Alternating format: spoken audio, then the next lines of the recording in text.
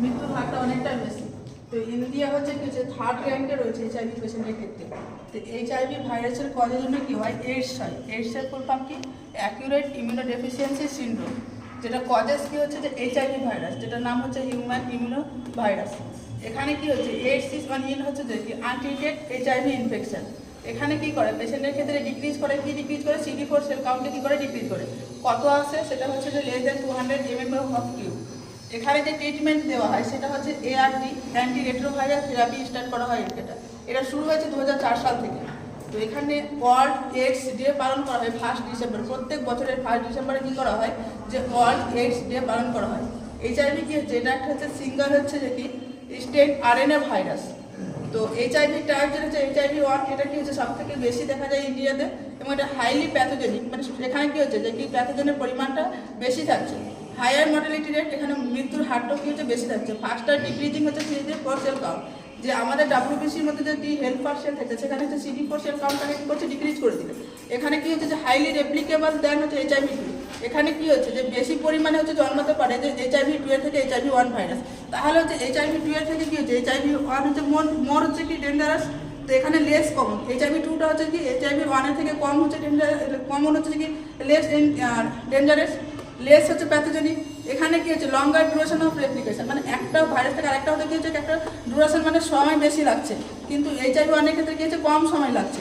এখানে CD4 sell decrease হয়, but HIV-1 এর থেকে কি হয় HIV-2 এর তুলনামূলক কম হচ্ছে ডিক্রিজ হয়, এবং স্লোলি এটা ডিক্রিজ হয়। এখানে হচ্ছে তাহলে কি হচ্ছে মর্টালিটি রেটটাও কি হচ্ছে HIV-1 এর থেকে HIV-2 এর হচ্ছে কম থাকছে।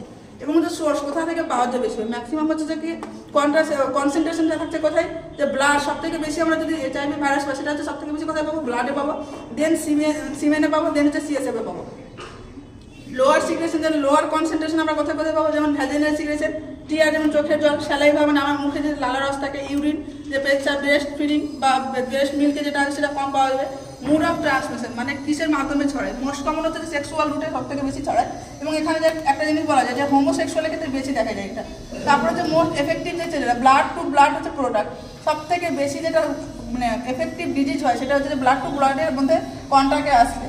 এবং হচ্ছে chance of HIV transmission from হচ্ছে মেল টু ফিমেল, মেলের থেকে যে ফিমেলে যায়, কারণটা হচ্ছে যে মেলের যে সিমেন থাকে ওর কনসেন্ট্রেশনটা কি হচ্ছে যে HIV অনেকটা বেশি থাকছে, এই জন্য হাইলি দেন হচ্ছে অপোজিট, মানে হচ্ছে ফিমেলের থেকে মেলের কি হচ্ছে বেশি পরিমাণে থাকছে। এবং হচ্ছে বিকজ হচ্ছে কনসেন্ট্রেশন অফ HIV, যে এখানে কনসেন্ট্রেশন HIV কি বললাম যে মেল পেশেন্টের ক্ষেত্রে বেশি থাকছে, সেই জন্য লিখেছে যে মেল সিমেনে কি হচ্ছে যে মোর দ্যান কি থাকছে, যে ফিমেল সিক্রেশন থেকে মোর দ্যান থাকছে এটা এখানে। দেন হচ্ছে অ্যানাল ইন্টারকোর্সের ক্ষেত্রে এখানে কেন বেশি হচ্ছে, কারণ হচ্ছে যে ডাইরেক্ট ব্লাডের কন্ট্যাক্ট আসছে, এখানে সব থেকে বেশি ডেঞ্জারাস মোর দ্যান হচ্ছে যে কি নর্মাল সেক্সুয়াল ইন্টারকোর্স থেকে অ্যানাল ইন্টারকোর্সের ক্ষেত্রে বেশি হচ্ছে যে কি কন্টেজিয়াস হবে এখানে পেশেন্ট ক্ষেত্রে, হাই রিস্ক ডিরেক্ট ব্লাড কন্ট্যাক্টের মধ্যে থাকবে এখানে। দেন হচ্ছে যে মাদার টু চাইল্ড, MTCT হচ্ছে যে মাদার টু চাইল্ড ট্রান্সমিশন, মানে মায়ের থেকে চাইল্ডে ছড়াতে পারে, এটা হচ্ছে 3টে ভাবে ছড়াতে পারে, যেমন হচ্ছে ইন্টারনেটাল, তারপরে হচ্ছে প্রিনেটাল, পোস্টনেটাল, যখন হচ্ছে মায়ের গর্ভে থাকছে, কারণ HIV ভাইরাসটা কি করতে পারে প্লাসেন্টা ক্রস করে যেতে পারে, সেজন্য এফেক্ট করতে পারে। ইন্টারনেটাল যখন ডুরিং ডেলিভারি হচ্ছে তখন হতে পারে, কারণ যে মায়ের ব্লাড লস হচ্ছে সেই ব্লাডটাকে কি করছে বাচ্চা সলো করে দিতে পারে। এর হচ্ছে পোস্টনেটাল, মায়ের কন্ট্যাক্টে সবসময় বেবি থাকে, এই জন্য হচ্ছে যে ফ্লুইডে কন্টামিনেশন আসতে পারে, তো 3 ভাবে ছড়াতে পারে। নিডিল স্টিক ইঞ্জুরি, সব থেকে যে হেলথ কেয়ার প্রোভাইডার রয়েছে তারা থেকে সব থেকে বেশি কথা ছড়ায় নিডিল স্টিক ইঞ্জুরি, যে নিডিল দিয়ে ইঞ্জেকশন দেওয়া হয়, সেই নিডিলটা যদি কোনো হেলথ কেয়ার প্রোভাইডারের যদি হাতে ঠিক হয় তাহলে সেক্ষেত্রে হচ্ছে কি হওয়ার সম্ভাবনা থাকে। এবং স্যালিভা, আমরা মোস্ট কমনলি জানি যে স্যালিভা কি হচ্ছে যে সব থেকে কম যদি HIVটা পাওয়া যায় সেটা হচ্ছে স্যালিভাতে পাওয়া যায়। কেন, কারণ স্যালিভাতে যে এনজাইম থাকে, স্যালিভারি এনজাইম, সেটা কি করে HIVকে ডিস্ট্রয় করে দেয়, এখানে থাকে বাট খুবই কম পরিমাণে থাকে স্যালিভাতে। ইন প্রেগনেন্সি যেমন বললাম যে ইন্টারনেটাল, প্রিনেটাল, পোস্টনেটালের ক্ষেত্রে কি দেখা যায়, যে ইনকিউবেশন পিরিয়ডটা কি, যখন হচ্ছে যে কি ফার্স্ট এক্সপোজ হচ্ছে সেই সময় থেকে শুরু করে যে ফার্স্ট সাইন সিম্পটম ব্যাপার হচ্ছে সেই পর্যন্ত আমরা কি বলছি ইনকিউবেশন পিরিয়ড বলছি। এটা হচ্ছে ফিউ উইকস মানে কয়েক সপ্তাহ থেকে 10 বছর পর্যন্ত সেই ইনকিউবেশন পিরিয়ডটা থাকতে পারে। দেন হচ্ছে উইন্ডো পিরিয়ড হচ্ছে 2 উইকস টু হচ্ছে 12 মান্থ, এটা টাইম বিটুইন হচ্ছে এক্সপোজার, যখন এক্সপোজার এবং পজিটিভ ডায়াগনোসিস টেস্ট হচ্ছে সেই টাইমটাকে আমরা কি বলছি উইন্ডো পিরিয়ড বলছি। দেন হচ্ছে ক্লিনিক্যাল ম্যানিফেস্টেশন, আমরা হচ্ছে যে সাইন সিম্পটম মিলিয়ে কি করি যে ক্লিনিক্যাল ম্যানিফেস্টেশন বলি। তো সাইন কি, যেটা হচ্ছে আমরা হচ্ছে যে কি ডক্টর বা নার্স যেটা আইডেন্টিফাই করবে সিমটমস কি, যেটা হচ্ছে পেশেন্ট এসে নিজে বলবে, সেটা হচ্ছে যে কি সিমটমস। তো সাইন সিমটম মিলিয়ে হচ্ছে কি হচ্ছে ক্লিনিক্যাল ম্যানিফেস্টেশন। এখানে আমরা 4 পেজে পাবো পেশেন্টকে।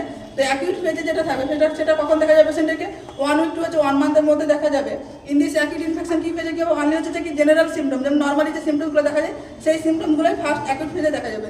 যেমন অ্যানোরেক্সিয়া, পেশেন্টের খিদে পাবে না, নাউজিয়া হবে, মানে বমি বমি ভাব আসবে, বাট পেশেন্টের বমি হবে না, ভমিটিং হবে, পেশেন্টের বমি হবে, ডায়রিয়া দেখা যাবে, মাইল্ড ফিভার। এই সমস্ত সাইন সিমটম হচ্ছে যে অ্যাকিউট ফেজে দেখা যাবে, বাকিগুলো পরে পড়ানো হবে।